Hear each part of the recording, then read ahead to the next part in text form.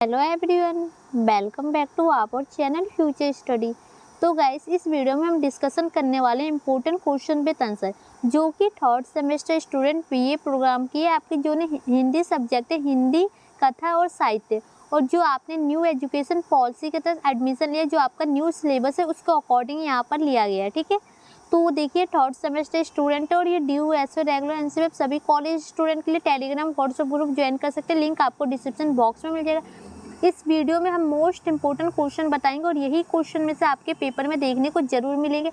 इसमें पता है टोटल आपको 23 क्वेश्चन देखने को मिलेंगे इस पीडीएफ के अंदर। आपको पता है कि जो आपकी 4 यूनिट है और इसमें 7 चैप्टर है, तो 7 चैप्टर के जितने भी इंपॉर्टेंट क्वेश्चन बनते हैं सभी यहाँ पर लिए एक चैप्टर से 2 से 3 इंपॉर्टेंट क्वेश्चन लिए, जो मिला के 23 क्वेश्चन बन रहे हैं।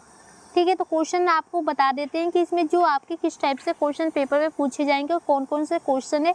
अगर आप इस पीडीएफ को परचेस करना चाहते हो तो आप व्हाट्सअप नंबर पर मैसेज करके पीडीएफ को परचेस कर सकते हैं। आपको 50 रुपये में पीडीएफ को ले सकते हैं। आपको एक स्कैनर दिया जाएगा जिस पर आप 50 रुपये पे करके इस पीडीएफ को परचेस कर सकते हैं। ठीक है, तो देखिए सबसे पहले हम आपको एक ये जो 23 क्वेश्चन है वो आपको बताएंगे, उसके बाद एक क्वेश्चन विद आंसर कराएंगे इसी वीडियो में एक्सप्लेन। ठीक है, एक एक करके सभी क्वेश्चन विद आंसर भी करा दिए जाएंगे। तो ये देखिए जो आपका यूनिट फर्स्ट है उसका चैप्टर फर्स्ट है कहानी, स्वरूप और संरचना। तो इसमें से कौन कौन से क्वेश्चन बनेंगे इंपॉर्टेंट, ये देखिए क्वेश्चन नंबर फर्स्ट आपके सामने, कहानी की परिभाषा लिखिए, कहानी के तत्व, कहानी की संरचना और कहानी के प्रकार तथा कहानी के स्वरूप बताइए। तो इसमें सबसे पहले आपको कहानी की परिभाषा बतानी है, तत्व बताने हैं, इसकी संरचना के बारे में बताना है, इसके प्रकार और कहानी की जो स्वरूप है उसके अकॉर्डिंग बताना है इस क्वेश्चन का आंसर। फिर आपका सेकंड क्वेश्चन बनेगा, कहानी की परिभाषा के आधार पर उनके स्वरूप की चर्चा कीजिए। फिर ये देखिए कहानी तत्वों को केंद्र में रखकर उसकी संरचना का उल्लेख कीजिए। तो ये तीनों क्वेश्चन एक ही आपको ये क्वेश्चन घुमा के पूछा गया। इसमें देखिए स्वरूप पूछा गया तो इसमें स्वरूप के बारे में भी अलग से क्वेश्चन आया है, संरचना का पूछा गया तो संरचना भी है। ठीक है, तो क्वेश्चन 3 टाइप से भी पूछे जा सकते हैं पेपर में, आप देख लीजिएगा अपने अकॉर्डिंग। फिर ये देखिए इसका आंसर आपको इस टाइप से मिलेगा, कहानी का, इसकी परिभाषा, फिर इसकी संरचना के तत्व आ गए, फिर ये देखिए पॉइंट टू पॉइंट आंसर है। इसके बाद कहानी के प्रकार आ गए, स्वरूप आ गए। ये देखिए सेकंड क्वेश्चन आपका आ गया, हिंदी कहानी के उद्भव विकास को चरमबद्ध कीजिए। मतलब कि जो हिंदी कहानी है उसका उद्भव विकास कैसे हुआ इसमें बताना है आपको इस आंसर में। इसके बाद जो आपका थर्ड क्वेश्चन बनेगा, ये देखिए हिंदी कहानी आंदोलन के स्वरूप को क्रमबद्ध तथा सक्रिय कहानी आंदोलन की विशेषता को लिख कीजिए। तो सबसे पहले आपको जो हिंदी कहानी के आंदोलन के बारे में बताना है प्लस उसकी विशेषता के बारे में आपको बताना है। ठीक है, इसके बाद जो नेक्स्ट क्वेश्चन बनेगा आपका 4, तो 4 देखिए इसमें आपको थर्ड क्वेश्चन मिला चैप्टर फर्स्ट से। अब आपका चैप्टर जो सेकंड है उसको अकॉर्डिंग क्वेश्चन नंबर 4 लिया गया। देखिए उपन्यास किसे कहते हैं, उपन्यास का परिभाषा, विशेषता का वर्णन कीजिए। इसके बाद जो आपका ये वाला क्वेश्चन का आंसर आपको कराएंगे इस वीडियो में। आपका 5 बनेगा, हिंदी उपन्यास के उद्भव और विकास को काल विभाजन एवं नामकरण के आधार पर स्पष्ट कीजिए। इसके बाद क्वेश्चन 6 है जो आपका उपन्यास के प्रमुख तत्वों के आधार पर विघट संरचना का उल्लेख कीजिए। क्वेश्चन 7 जो आपका आएगा, उपन्यास के स्वरूप को बताइए तथा उपन्यास और कहानी में अंतर को स्पष्ट कीजिए। तो ये आपका 7 क्वेश्चन है। इसके बाद जो आपका क्वेश्चन नंबर 8 बनेगा, ये देखिए उपन्यास के वेदों को केंद्र में रखते हुए हिंदी उपन्यास के प्रकार की चर्चा कीजिए। तो इसमें आपको उपन्यास के प्रकार बताने हैं। इसके बाद जो आपका नेक्स्ट चैप्टर आ जाएगा, जो यूनिट सेकंड का चैप्टर थर्ड है उसको अकॉर्डिंग क्वेश्चन देखिए, जयशंकर प्रसाद का जीवन परिचय और साहित्य जीवन के बारे में बताइए। जयशंकर प्रसाद का व्यक्तित्व और कृत्य के बारे में बताइए। तो इसमें जो आपको इसकी साहित्य परिचय और जीवन परिचय के अकॉर्डिंग क्वेश्चन है आपका जयशंकर प्रसाद जो कहानी जो लेखक है। आपका नेक्स्ट क्वेश्चन है क्वेश्चन नंबर 10 है, देखिए मधुलिका का चित्र चरित्रण की विशेषता बताइए। पुरस्कार जो आपकी कहानी है उसको अकॉर्डिंग बतानी है। ठीक है, फिर आपका जो आपका नेक्स्ट क्वेश्चन बनेगा, पुरस्कार कहानी की समीक्षा विभिन्न तत्वों के आधार पर उदाहरण सहित लिखिए।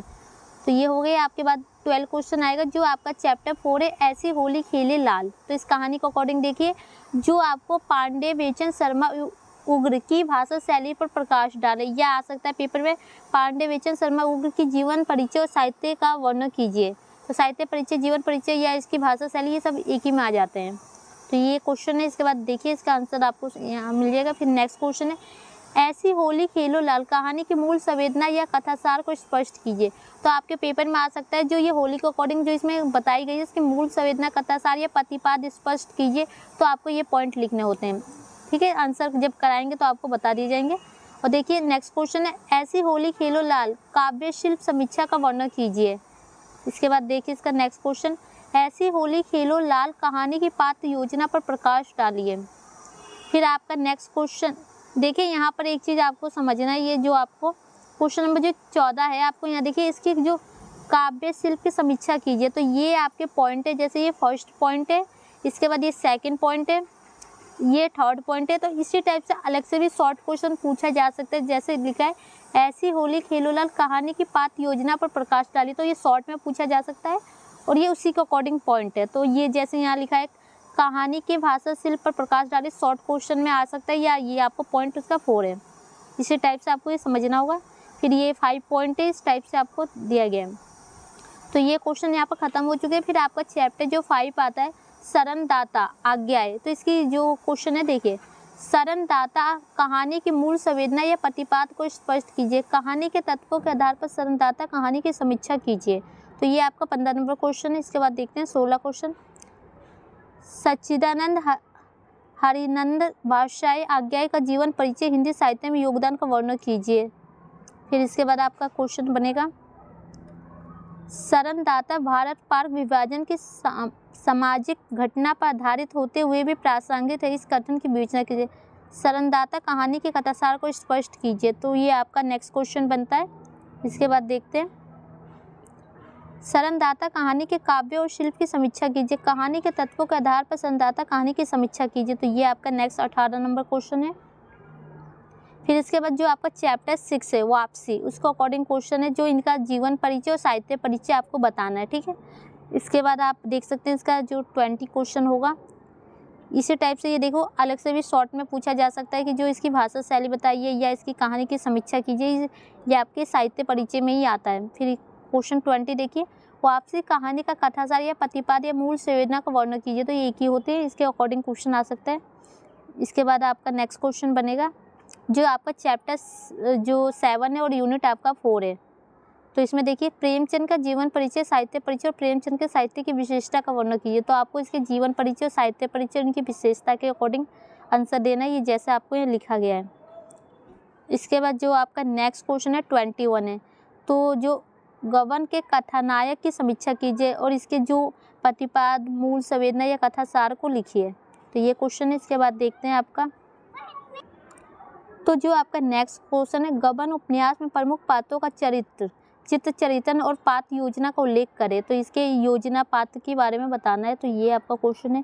इसके बाद जो आपका लास्ट क्वेश्चन बनेगा, देखिए निम्नलिखित पंक्ति की साप्रसंग व्याख्या कीजिए। ये क्वेश्चन आपके पेपर में तो जरूर आएगा। इसमें देखो जो आपको पंक्ति कुछ इस टाइप से दी रहती है, जैसे ये आपको पंक्ति इसकी साप्रसंग व्याख्या करनी होती है। तो आप इसे कैसे लिख सकते हैं, तो इसके अकॉर्डिंग हम आपको आंसर बता देंगे। तो सबसे पहले आपको जो ये पंक्ति होती है, इसके आगे के 4 वर्ड पीछे के 4 वर्ड लेके इस टाइप से आपको डॉट डॉट करना होता है, जिससे ये लगेगा कि आप किस पंक्ति की व्याख्या करें, क्योंकि आपको 3-4 पंक्ति दी जाएगी, उसमें से किसी 2 की करना है। फिर प्रसंग लिखते हैं, व्याख्या लिखते हैं, फिर विशेष लिखते हैं, इस टाइप से। तो यहाँ पर हमने कुछ 8 पॉइंट लिए, इनमें से कुछ 2 से 3 पॉइंट आपके पेपर में जरूर आ सकते हैं।